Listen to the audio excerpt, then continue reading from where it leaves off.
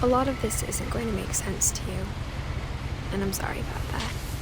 I'm just going to start at the beginning, with the house.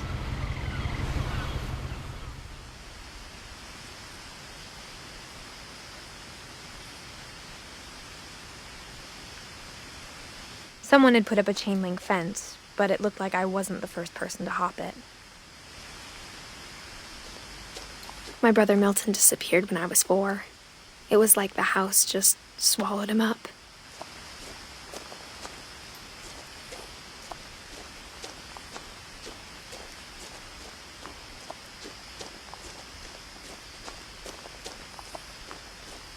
I lived here until I was 11, but I wasn't allowed inside half the rooms.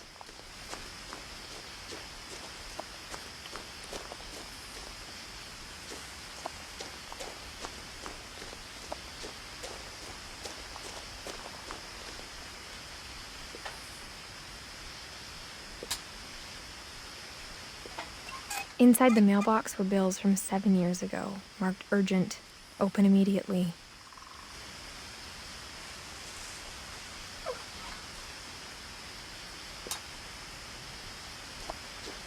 I hadn't been back since my brother Lewis's funeral.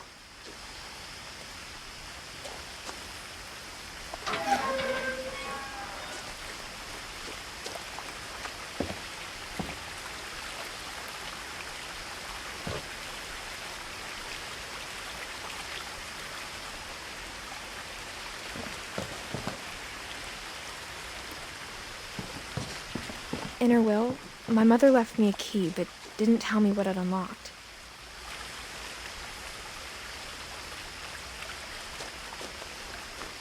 Maybe she thought I'd know, or she thought that the mystery would be enough to bring me back.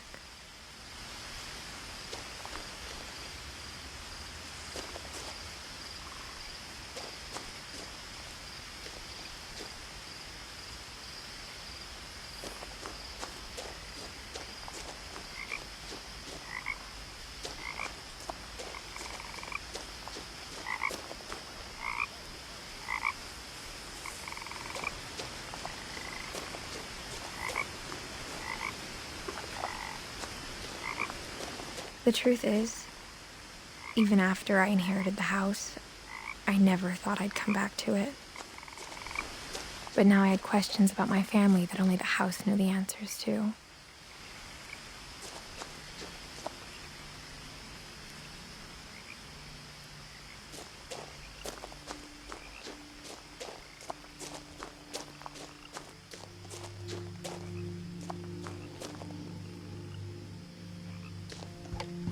The woods around the house have always been uncomfortably silent, as if they're about to say something but never do.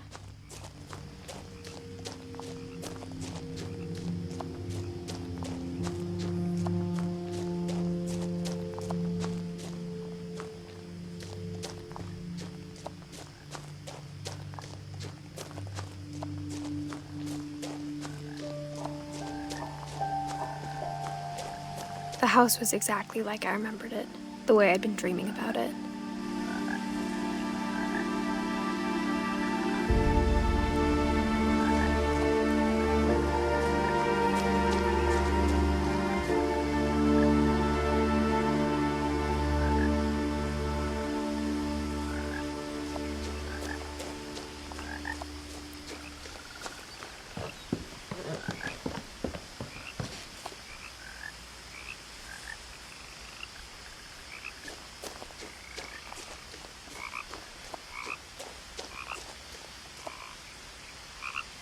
I asked Edie once about the dragon in the pond.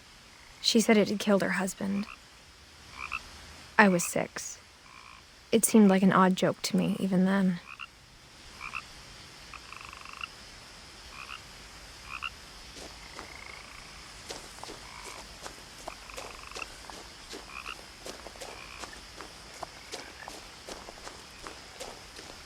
As a child, the house made me uncomfortable in a way I couldn't put into words. Now, as a 17-year-old, I knew exactly what those words were. I was afraid of the house.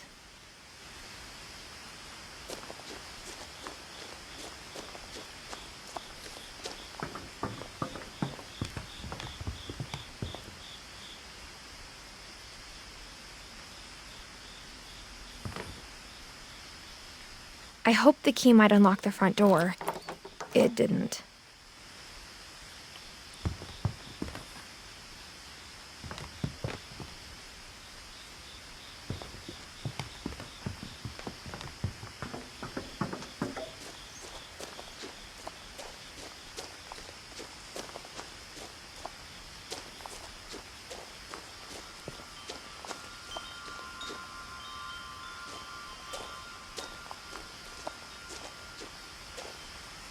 The house felt like it had always been here. Even the swing set was older than my mother.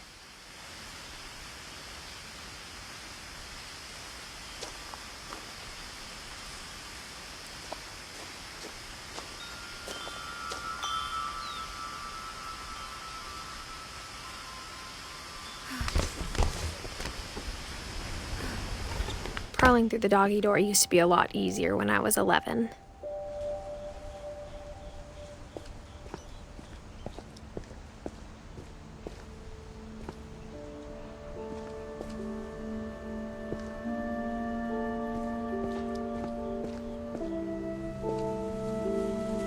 The power had been turned off the night we left.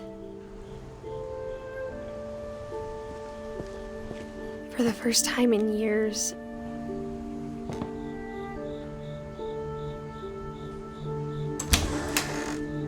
I felt like I was home.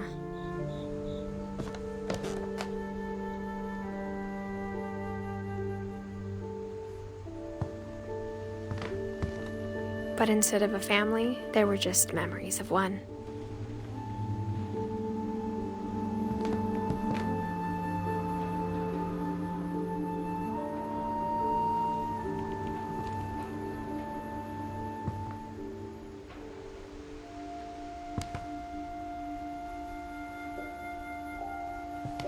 Like how after Louis started working at the cannery, we all got sick of eating salmon. Except our cat, Molly.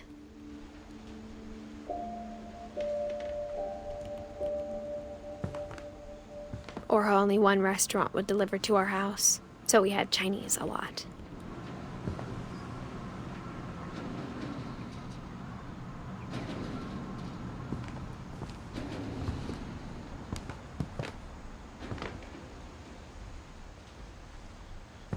Nothing in the house looked abnormal.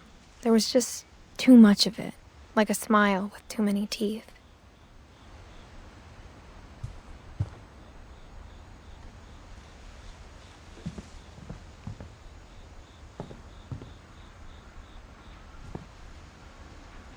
My mom wasn't much of an optimist, but she never stopped believing that my brother Milton was alive.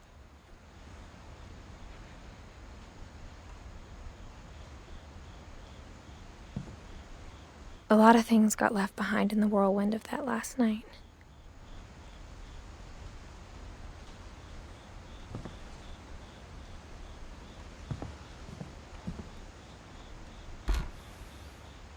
Edie told me once that every Finch who ever lived is buried somewhere in the library.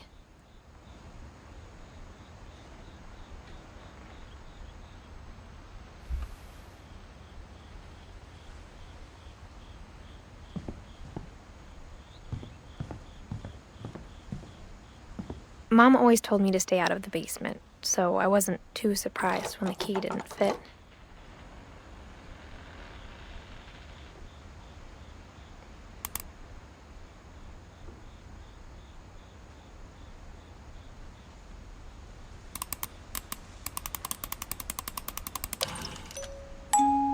Great-Grandpa Sven built a music box for Barbara, along with the rest of the house.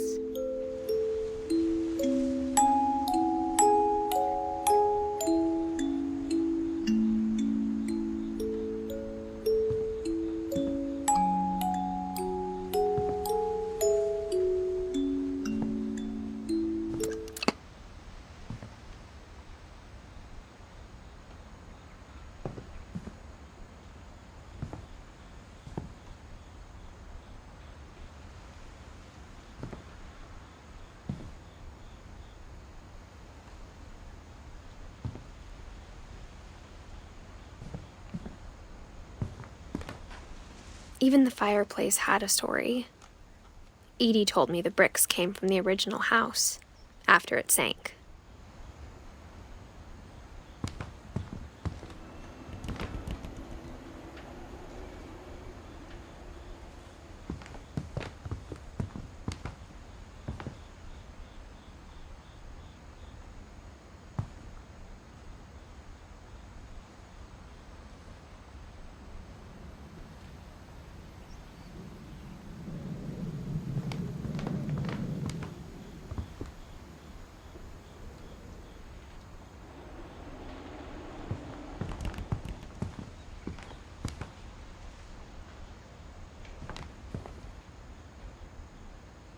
The table was still a wreck from the night we left.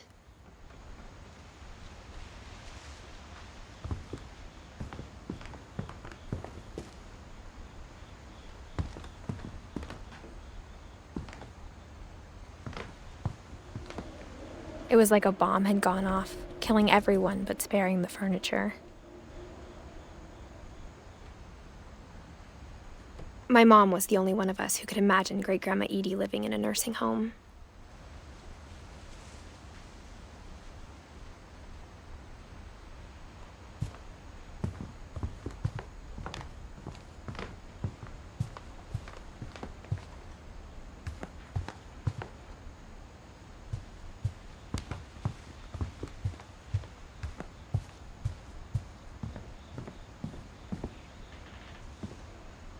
After Milton disappeared, Mom sealed up all the bedrooms. Then Edie retaliated and drilled peepholes.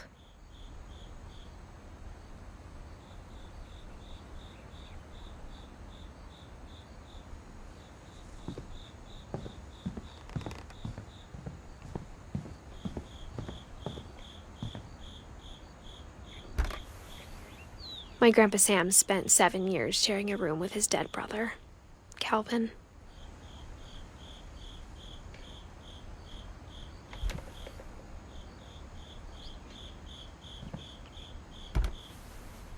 As a kid, I just assumed every house had peepholes and sealed rooms you weren't allowed inside of.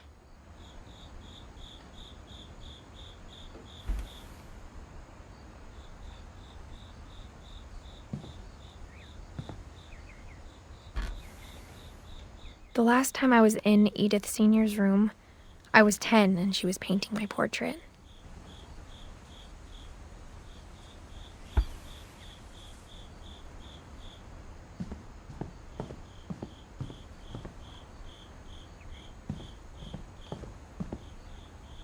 Whenever people ask me about my family, the first thing they always want to know about is Barbara.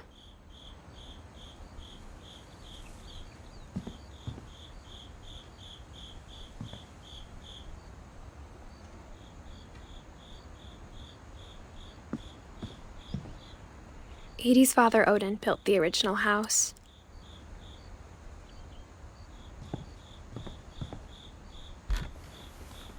Barbara was a child star for 2 years, until America grew out of it.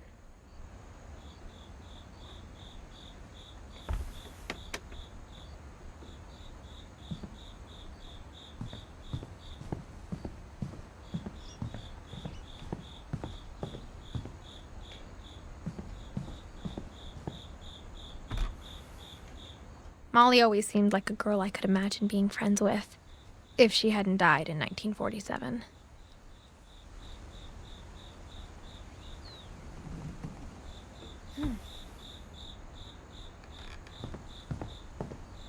I spent a lot of time playing in Great Uncle Walter's room. I think my mom sometimes regretted not sealing it up.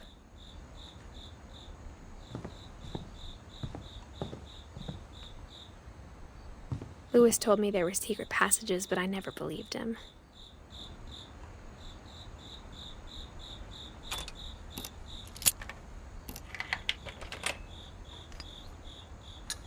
Turns out, my mom was really good at keeping secrets. Now it was time to find out what my mom had been afraid of.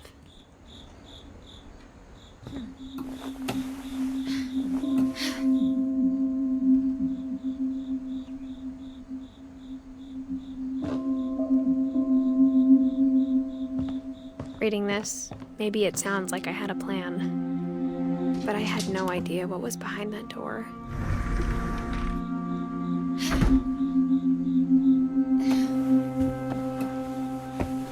Just like I had no idea where all this was gonna lead.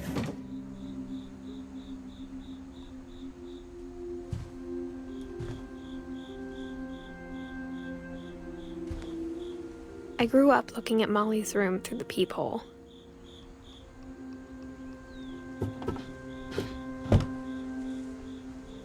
Molly's gerbil had a tiny bedroom with its own even tinier gerbil cage.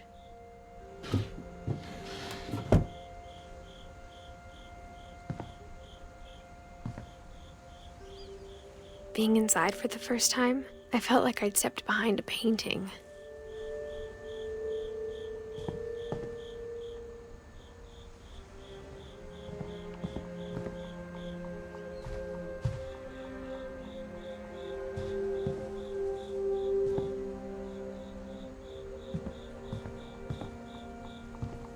I got the sense Edie had spent a lot of time here, before my mom sealed the doors.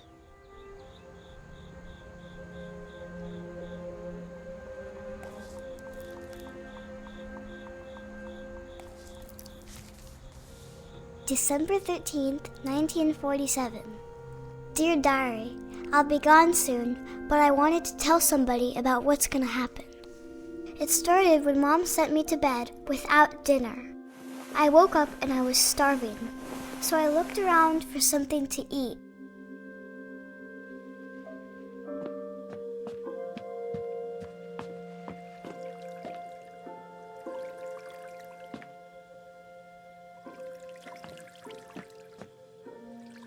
I thought about eating Christopher, but I held back.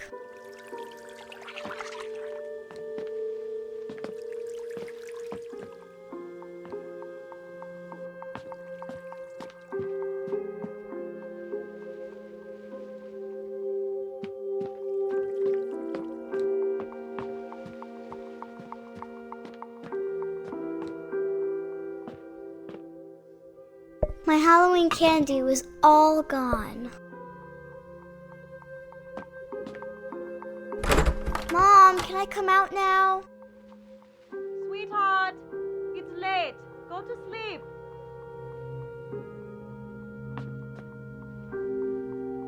The gerbil food was dry, but I didn't mind it.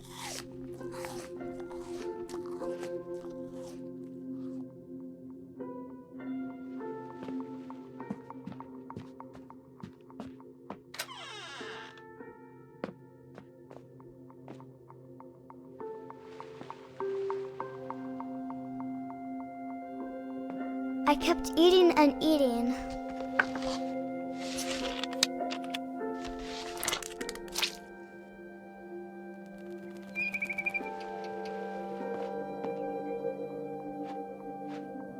I ate a lot of things that night.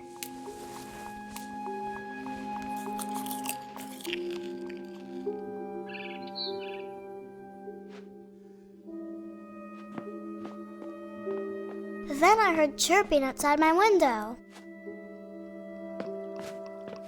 It was a barn swallow going back to her nest. I reached out for her.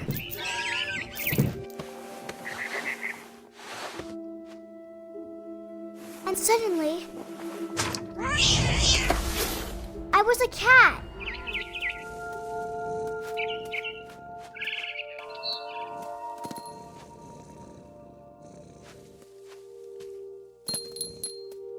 I tried to be quiet, but the bird was really scared.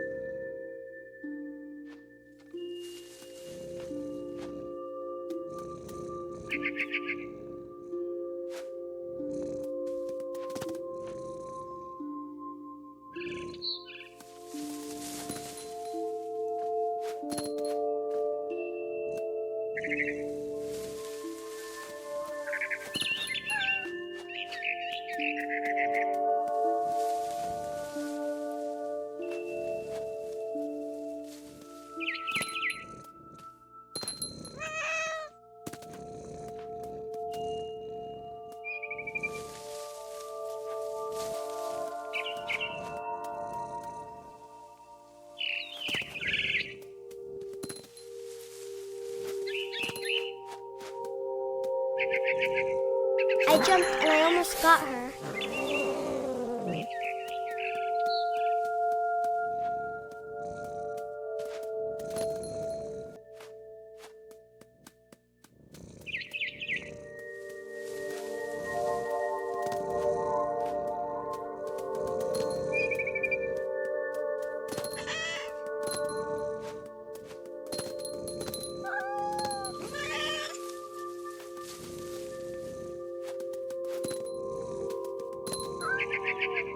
I could tell she was getting really tired.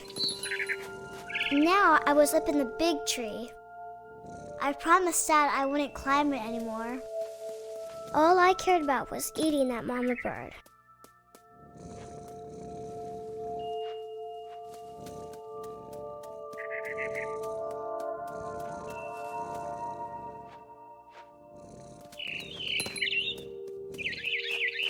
I gobbled her up. And suddenly, I was an owl. First, all I heard was the wind. Then I heard little teeth nibbling in the grass.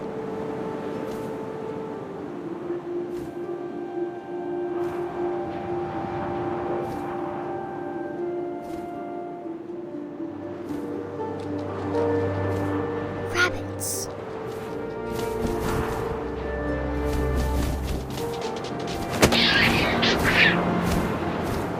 I imagined his face looking up and seeing mine through my talons.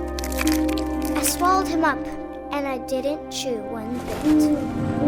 Then I flew off to find something bigger.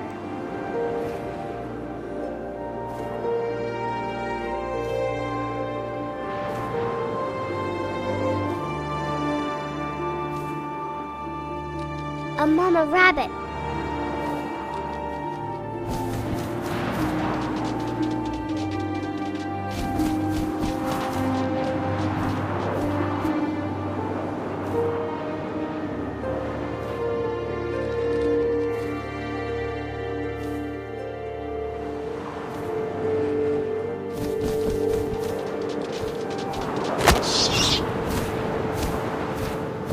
She was almost too big to carry. I started choking, but I couldn't stop eating. And suddenly, I was a shark.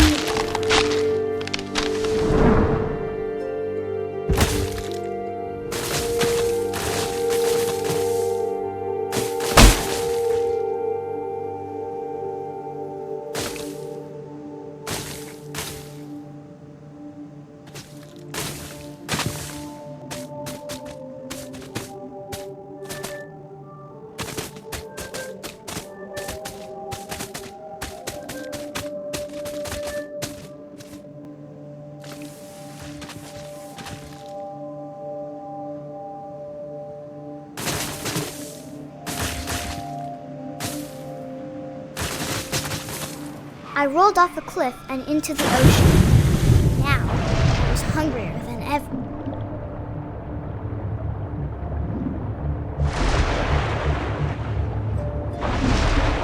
I wanted fat, juicy seals. I tore off her flipper, and it tasted really good.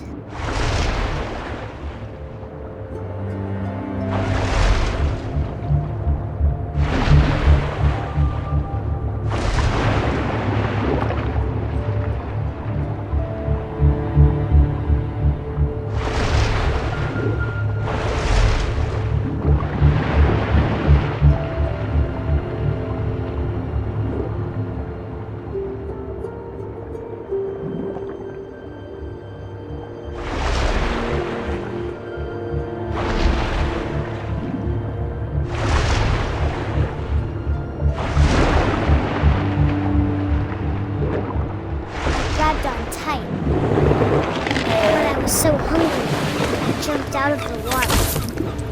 When I opened my eyes, everything had changed.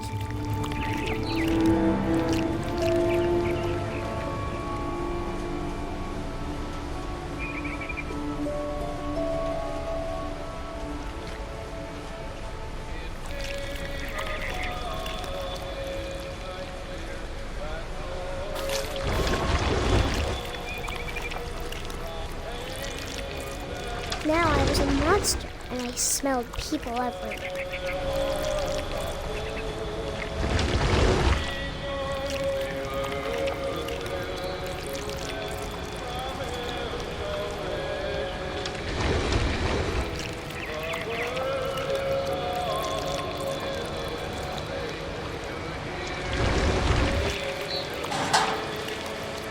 I was big, but I moved real quiet.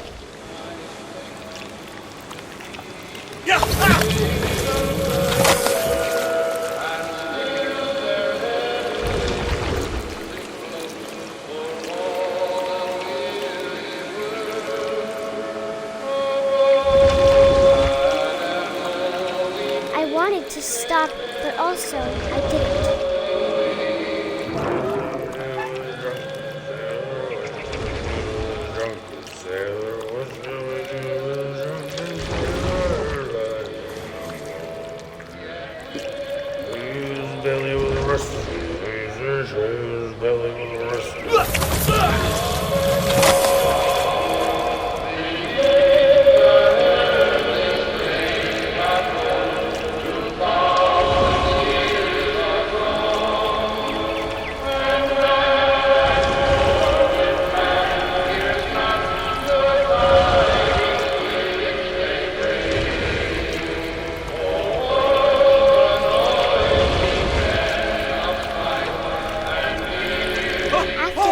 Passenger, I was still hungry. And across the water, I smelled something new. Something I had to have, so I swam towards it.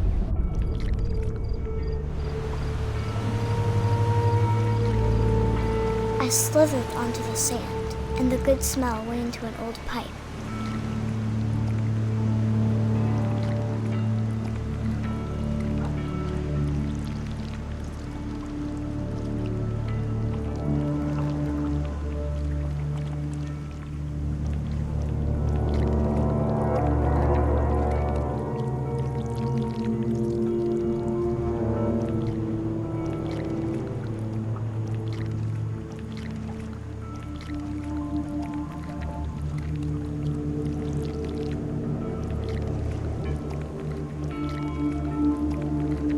I got closer and closer.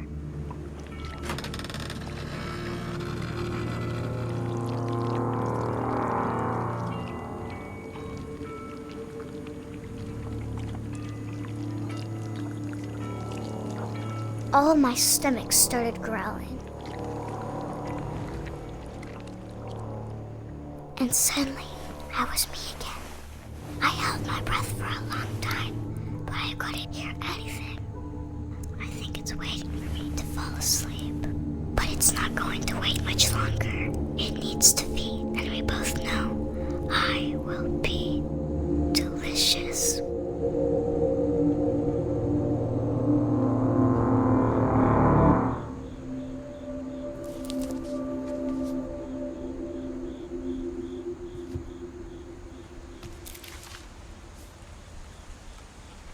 I'm not sure if I believed all of that, but I'm sure Edie would have.